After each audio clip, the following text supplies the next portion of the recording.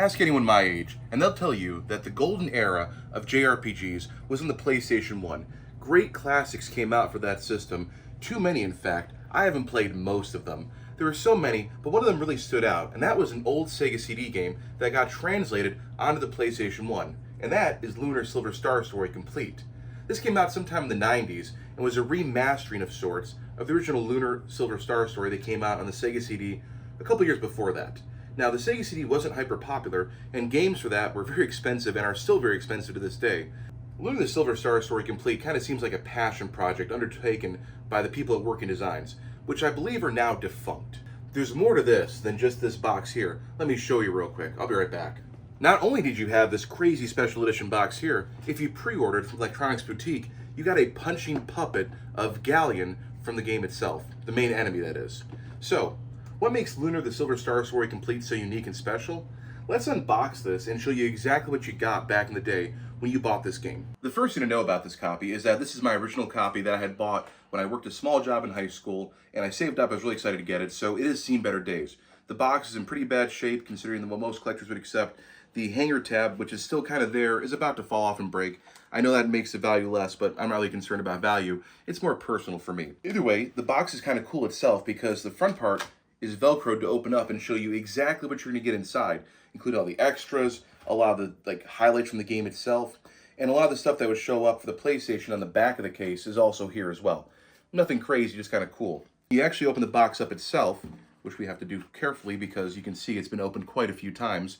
When we open the box up itself, we see all this stuff right here. This is a complete copy of this. A lot of them circulating out there are not. As kids, it's very easy to lose things. I'm starting to realize that myself. And we have, first off, the actual game case itself that keeps the CDs in here. Now, I don't know if anyone else does this. I used to take the stickers that would seal the security seals up here on the top of the PlayStation cases, and if I liked the game, I would take it and I'd preserve it on the front of the case. I think other people might do that, but it might have been just something I did myself. You open it up, you're greeted to the soundtrack. Now, this was kind of important back in the day. Not a lot of game music soundtracks existed.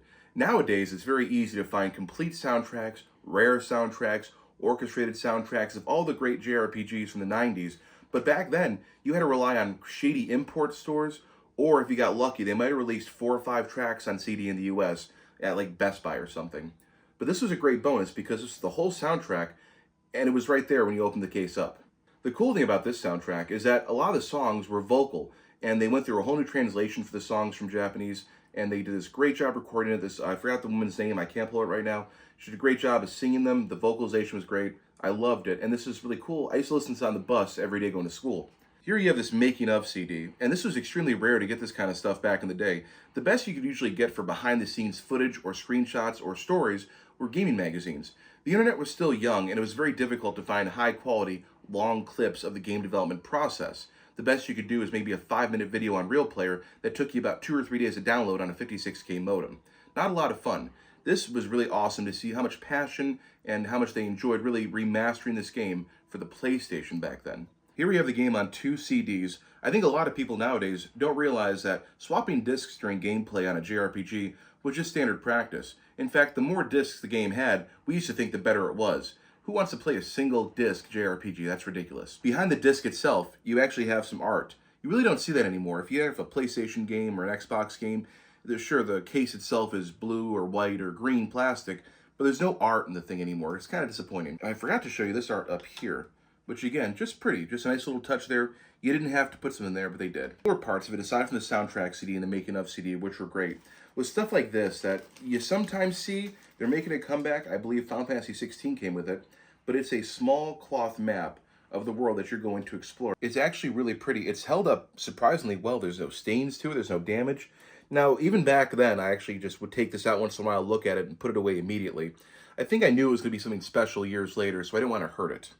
But anyways, you don't really see this very often. This is held up well. Not really practical, though. It's not really easy to use this while you're playing the game, but still a nice little piece nonetheless. Back in that original bag that I've kept all these years. The last big thing in this box, and that is this Lunar Silver Star Story. And it's hard to say because it's an instruction manual, it's a strategy guide, it's interviews, it's making of, it's lyrics. There's so much going on here. It's going to be difficult to capture it all on camera without going over my shoulder. Maybe we should just do that. When you open up this beautiful pleather-bound manual, the first thing you'll notice is actually this beautiful embossed PlayStation logo there. I never actually paid attention to that.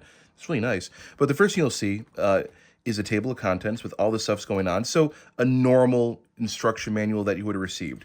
Here's the controls, here's how the console works, but it's littered with beautiful artwork, interviews of the people who made the game, interviews of people who translated it, the story. It just goes on and on. I'd love to do a whole video. We just went through the whole thing. I'm not sure how realistic that is, but you can see the character, the bio, scenes in the game. One thing Lunar was known for was its anime cutscenes, which was pretty uncommon in the US back in the day. But you can just keep going through here and endlessly seeing all this beautiful artwork, the stories. There's all that. Keep going further, how to play the game, how to set things up. More interviews hidden in here, magic menus, all the other good stuff. I can go on and on. In fact, I probably should stop. You keep going through here, and there's more stuff about combat, and eventually you get to more interviews, more art, weapons, armors. I mean, look at all this stuff. You don't really see this anymore. I kind of miss this. Just the design behind it, it's absolutely gorgeous. Tells you how to use everything you need, magic, more interviews, more original art. It goes on and on and on. Now, at the back here, we have translation notes. Kind of important to see how they planned this translation. Now, they took good care to make sure that most of it stayed intact from the original Japanese intention. And now you have an excerpt from the official strategy guide. This whole back area here, till the end, is basically a small strategy guide. I'm not sure how far it takes you, but hopefully you can see. Gives you everything for enemies you'll meet, the maps, locations, important things to know, story checks, all kinds of stuff. I have seen these more recently. This is really cool, though, because it gives you an idea of how the game's going to work, and it gives you a great jumping off point. Thank you so much for coming along on this journey with me to unbox and look back at Lunar Silver Star Story Complete. It was one of my favorite collector's editions growing up. It's an investment I'm glad I was able to make back in the day because it still brings me a lot of joy to go through it and reminisce about this wonderful game that was so endearing growing up.